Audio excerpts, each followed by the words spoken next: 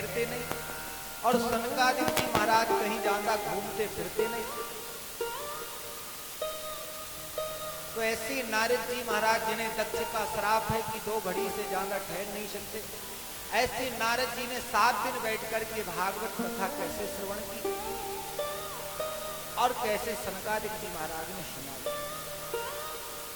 श्री सूत जी महाराज कहने लगे, एकदा हि विशालायां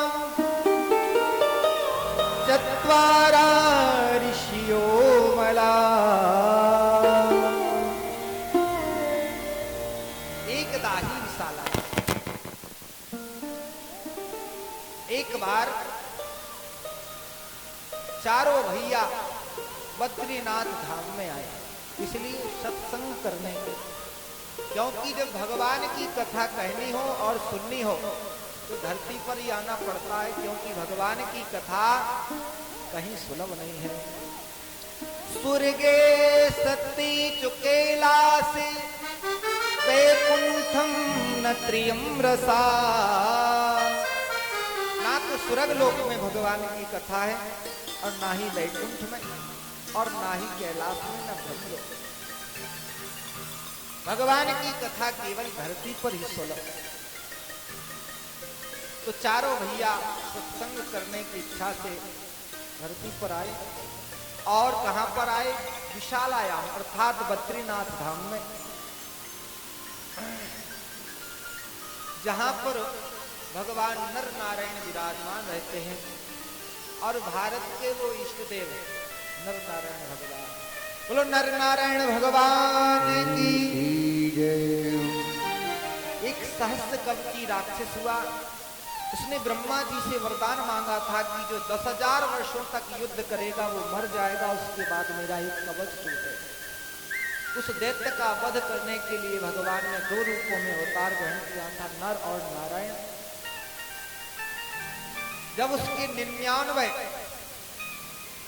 999 कवच टूट गए, एक कवच शेष रह गया, तो डर के मारे सूर में जाकर के छिप गया और वही द्वापर युग में कर्ण के रूप में प्रकट हुआ, और जिसे देवराज इंद्र ने कवच और कुंडल मांग लिए और अर्जुन ने उसका वध किया। तो नारायण भगवान तप में लीन थे। लक्ष्मी जी वैकुंठ में थी, उन्होंने देखा मेरे पति के ऊपर बर्फ गिर रही है, तप में लीन है, ठंड बहुत लग रही है, तो मैं क्या करूं? पतिव्रता स्त्री का कर्तव्य है कि पति की सेवा कर। तो बद्री माने होता है बेर का पौधा। तो लक्ष्मी जी जहां पर नारायण भगवान तपस्या में लीन थे, वहां पर लक्ष्मी जी बेर का पेड़ बन गए। जितनी बर्फ गिर रही थी अपने ऊपर गिरने लगी लक्ष्मी जी को। जब भगवान नारायण जागे तपस्या से, तो उन्होंने देखा कि ये पेड़ कौन है? लक्ष्मी जी बोली स्वामी मैं हूं। भगवान प्रसन्न हो गए, वाह देवी धन्य तो हम तुम्हारी सेवा से बड़े प्रसन्न हुए। आज से जो भी मेरा नाम लेगा उससे पहले तुम्हारा नाम लेगा। इसलिए बद्री नाथ अर्थात लक्ष्मी, बद्री माने लक्ष्मी जी जिनके नाथ हैं अर्थात भगवान नारायण। ऐसे बद्रीनाथ धाम में चारों भैया पधारे हैं, सनक सनंदन सनातन और सनत कुमार। ये चारों सनकादिक ऋषि हैं। ये हमेशा 5 वर्ष के बालक रहते हैं। जरा युष्मान न बाधते, इन्हें युवा अवस्था और बुढ़ापा नहीं आता, क्योंकि भगवान के भजन में ही लगे रहते हैं। निरंतर हरिशरणम का जाप करते रहते हैं। और इनके जीवन का आधार क्या है? बोले कथा मात्रिक जीवना। इनके जीवन का आधार है कि जब तक भगवान की कथा कहे नहीं, सुने नहीं, तब तक इनको चैन नहीं पड़ता। जैसे हमारे जीवन का आधार है भोजन, अन्न को ही इस कलयुग में प्राण कहा गया। और यदि समय से भोजन ना मिले तो मन में बड़ी छटपटी मचने लगती है। इसलिए कलयुग के भक्त भूखे नहीं रह पाते। इसलिए वो भगवान से कहते हैं कि 4 अमीरी 4 सवेरी इतनी दे नंद लाला, वो इतने में से एक घटी तो ले लो कंठी माला। 4 अवेरी अर्थात उठते ही सुबह से चाहिए खाने के लिए, फिर दोपहर में भी चाहिए, फिर शाम को भी चाहिए। तो हम आपका भजन करेंगे, वरना अपनी कंठी माला किसी दूसरे चेला को पहनाओ। तो कलयुग में अन्न को ही प्राण कहा गया है। तो जैसे बिन पानी भोजन बिना उदय मचावे क्रांति, वैसे ही बिन हरि भजन सत्संग के मिले न मन को शांति। बिना सत्संग के मन को शांति नहीं मिलती। चारों भैया सत्संग करने के लिए आए, तभी उन्होंने देखा कि नारद जी महाराज बड़े चिंतातुर और दौड़े हुए भागते चले जा रहे हैं। तो पूछा, कथम ब्राह्मण दीन मुखा कुतश्चिंतातुरो भवान, तुरितं गम्यति कुत्र कुत्रश्च गमनं तव। अरे महाराज, आप इतने उदास और इतने चिंतातुर कहाँ जा रहे हैं? ऐसे जान पड़ता है इदानी सून चित्रोसी गत वित्तो यथा जाता, जैसे किसी कंजूस व्यक्ति का कृपण व्यक्ति का धन चला जाए तो बड़ा उदास और चिंतातुर।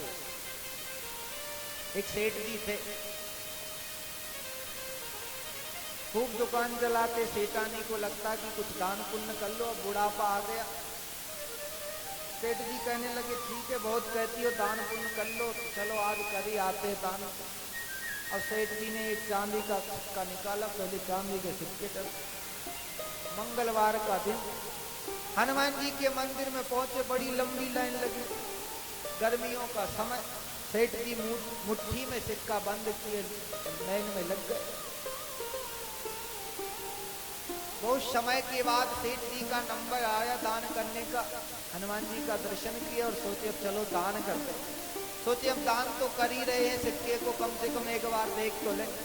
तो जैसे ही मुट्ठी खोली, सिक्का पूरा पसीने से तर-बतर। सेठ जी ने तुरंत पूछा, बोले भैया रो मत, हम तुम्हें दान नहीं करेंगे, और अपनी जेब में डाले और हनुमान जी महाराज की जयकार बोलते हुए आगे बढ़े। अब ऐसे व्यक्तियों का यदि धन चला जाए तो बड़े दुखी हो जाए। तो संतों का धन कोई चुरा नहीं सकता, कोई लूट नहीं सकता, फिर महाराज आप दुखी क्यों हो? तो संत कभी अपने लिए दुखी नहीं होते, ये परोपकार करने के लिए ही दुखी होते, क्योंकि संत बड़े सरल होते हैं। संत सरल चित जगत हितो, जान सुभाव स्नेह हो, बाल विनय सुन करी कृपा, राम चरण रति देहु। संतों का स्वभाव बड़ा निर्मल है, इसलिए संत कभी अपने लिए दुखी नहीं होते। नारद जी कहने लगे, मैं पृथ्वी लोक पर भ्रमण करने के लिए आया इस कलयुग में, तो मैंने क्या देखा? अहम तो पृथ्वीया तो ज्ञात्वा सर्वोत्तवामिति,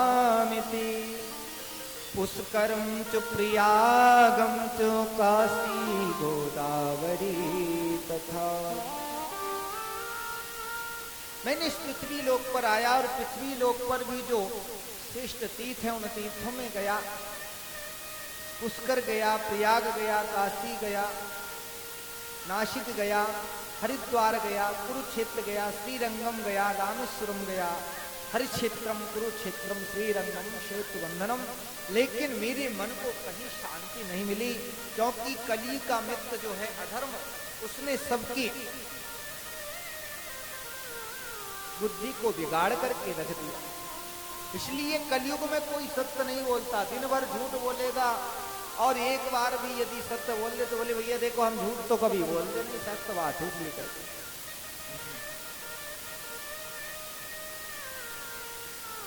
जीवन भर पाप कर्म करेगा और एक कोई जीवन में सत्कर्म कर लेगा तो कहेगा कि देखो भैया हमने ऐसा सत्कर्म किया। इस प्रकार से सबकी बुद्धि को बिगाड़ करके इस कलयुग के मित्र ने रख दिया है, अधम ने रख दिया सबकी बुद्धि को बिगाड़ करके। नारद जी कहते हैं मैंने सोचा चलो गृहस्थों की दशा को देखें, तो गृहस्थों की कैसी दशा है। तरुणी प्रभुता गे है श्याल को बुद्धिदायिका, कन्या विक्षीणो लोभात् दंपति नाम चुकल कनम। थोड़ी देर और बैठे, सभी लोग प्रसाद लेकर के जाएं, आरती होगी, पूरी कथा सुन जाए। अब क्या है आज समय से विलंब से कथा प्रारंभ हुई थी और लाइट भी नहीं गई, थोड़ा और बैठ ले, 20 मिनट बाद भगवान की आरती होगी, आरती करके ही जाएं। बोलो भक्त वत्सल भगवान की जय। तरुणी प्रभुता गे है, अर्थात जैसे ही घर में नई बहू आती है उसका ही चलावा हो जाता है। और बोले अब बड़े बूढ़ों की कोई बात नहीं सुनता, श्याल को बुद्धिदायिका, बड़ी बूढ़ों की बात कोई नहीं सुनता। ससुराल से साले साहब आते हैं और उनसे ही बातचीत, ऐसे कलयुग में हो गए हैं। और लोभ में आकर के लोग अपनी कन्या तक को बेच देते हैं। कन्या विक्रीणो लोभा नाम जो कलकनम, ऐसी दुर्दशा हो गई है। क्योंकि अब संबंध नहीं होते, अब तो सौदा होता है, जहां सौदा पट गया वही समधी बन गया।